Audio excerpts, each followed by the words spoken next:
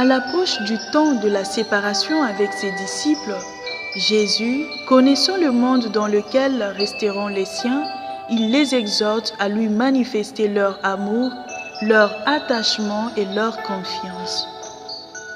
Ainsi, il les appelle à la fidélité au commandement.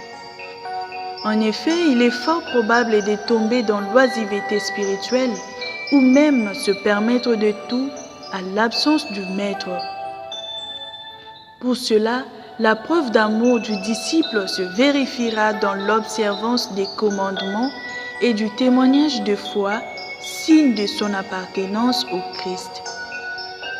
Pour ce faire, un sacré exemple nous est présenté à travers l'icône de Philippe qui continue l'œuvre d'évangélisation en accomplissant des guérisons grâce à la présence éminente du Christ qui agit en lui. Dans cette même optique, tout chrétien est censé rendre témoignage de l'espérance qui est en lui, dans la pratique de vertus de la douceur et le respect mutuel. En cette période de crise sanitaire, obligés à vivre confinés, la douceur et le respect mutuel doivent faire partie de notre quotidien pour consolider nos liens d'amour, de fraternité et d'amitié.